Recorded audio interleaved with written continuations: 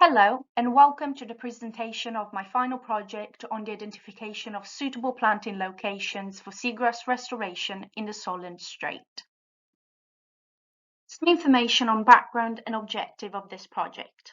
The Hampshire and Isle of Wight Wildlife Trust has recently begun a seagrass restoration project in the Solent, a channel separating the Isle of Wight and mainland Great Britain. Over the past century or so, approximately 90% of seagrass meadows have been lost in UK waters due to climate change and other anthropogenic pressures.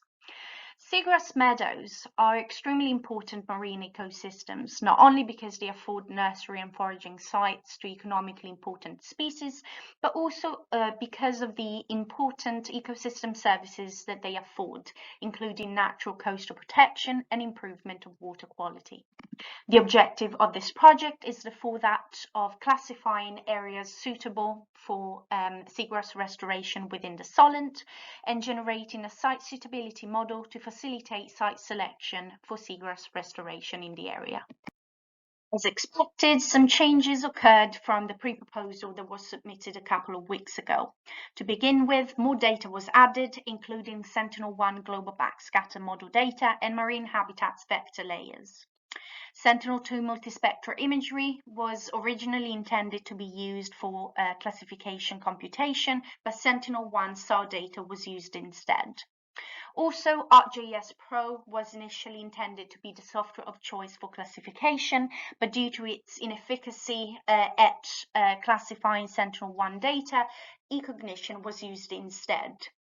eCognition proved to be superior because of the ability to use numerical attributes such as homogeneity and contrast for classification purposes.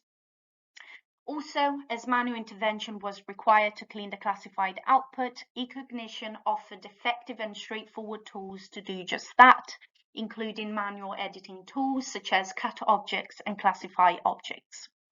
Finally, the weighted overlay geoprocessing tool was not included in the original pre-proposal, and this was included following a suggestion made by a course mate. Different types of data were used in this project. These included Sentinel-1 global backscatter model based on data acquired in 2016-2017 with a polarization of double-V, Sentinel-2 MSI sensor level 4 data, particularly seawater turbidity measured in FNU with a spatial resolution of 87 meters acquired on the 14th of September 2022. Light at the seabed and bathymetry data, both rasters having a spatial resolution of approximately 1 meter and acquired again on the 14th of September 2022. And vector data for comparison purposes. These vectors included mudflats and sandbanks, seagrass meadows records, and UK satellite-derived coastline vectors for display purposes only. As far as the workflow is concerned, the object-based rule set creation occurred entirely in eCognition Developer version 10.2. The rule set is presented in its entirety in the next 2 slides. The classification output was exported both as a vector layer for map composition and a raster layer and imported into ArcGIS Pro version 3.0.1. The first thing I did was changing the symbology of the classification output to classification to distinguish among land, mudflats and sandbanks and water.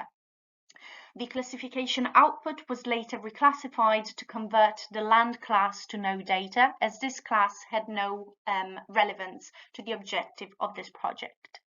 Lastly, both environmental data, including seawater turbidity, light at seabed and bathymetry, and the classification output were converted using the int tool to raster integer type to make them suitable to be used in the weighted overlay geoprocessing tool. This slide and the next present the eCognition rule set that I devised for object-based classification. In terms of segmentation, I started with basic quad tree, followed by multi-resolution and spectral difference segmentation. The classification rule set is quite extensive and presented in the next slide, and I advise you to pause the presentation and go over it in your own time. Lastly, the classification output was exported as mentioned as a vector layer and as a raster layer. So here is an example of one of the data sets that was used in this project. This is a screen capture of Sentinel-1 global backscatter model overlaid with mudflats vector from Natural England. This is a screen capture of the same Sentinel-1 imagery, showing the level of detail of the mudflats and sandbanks, which explains why I decided to use Sentinel-1 SAR data for my object-based classification. The first output that I generated is the object-based classification map of the area with 3 separate land cover classes, namely land, mudflats or sandbanks, and water. Although mudflats and sandbanks may be slightly submerged at times, I wanted to make a clear distinction between these areas of great interest to the project and open water. The second output is the same classification map overlaid with seagrass vectors. The reason why I decided to include these data is to enrich my classification output.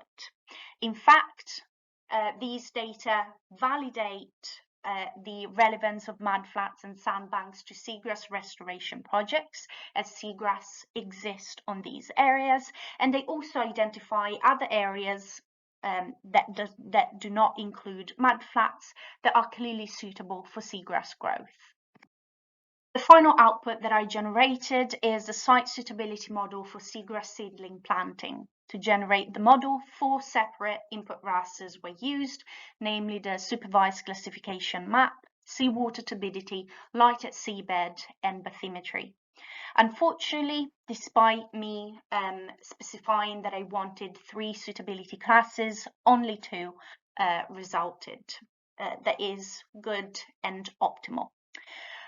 In the weighted overlay geoprocessing tool, a percentage weight needs to be specified for each input raster, and I decided to give the greatest weight to the object-based classification raster and to light at seabed.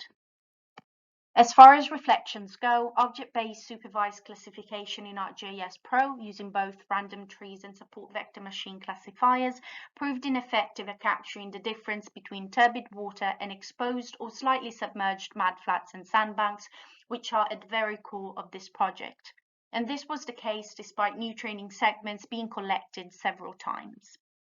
Having said that, some imperfections obviously remain in the eCognition object-based output, despite substantial effort going into the correction of these errors, for example by using manual editing tools.